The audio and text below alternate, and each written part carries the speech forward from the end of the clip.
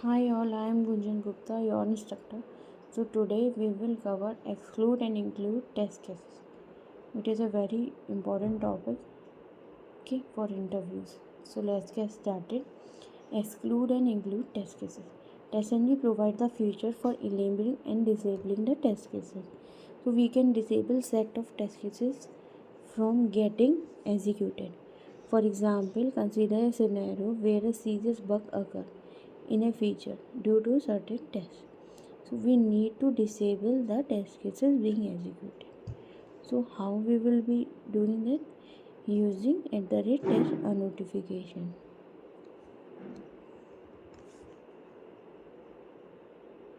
You can disable and exclude the test cases by using enable it. Let's see. So enable equal to false we will be using. Enable equal to false means this test will not be executed. Okay. Here we have not done anything.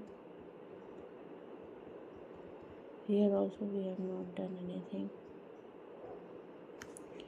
See, we have classes we have given, and then we have given the test, and we have used exclude. So this will not be executed. Okay. Now we will run check that this mobile login card is not there. Okay. So like this, if we use include test.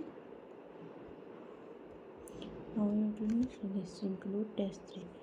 Test 3 will be executed. Okay. Now once again I am showing you. Okay. If you put enable equal to false, then this test will not be executed. Test 1 will not be executed. Test 2 will be executed. Okay. So see, this hello Java T point is not there. GTB drivers is there. Okay. So disable the enable.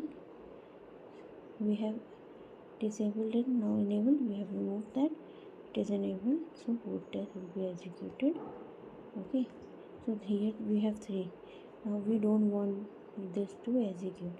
And we have copied this name, method name, and we have written in method column exclude name this. Okay. This will not be executed. So mobile one is not executed. Okay. Now for test. Now we will include test 3. Okay. This test we are including. This will execute only. Test 3 will execute. So like this you can do it. The excluding and including the test case. Okay. If you have any question, please do comment. Thank you for watching my video. Please subscribe my channel. Do like my video. Do share. Thank you. Bye.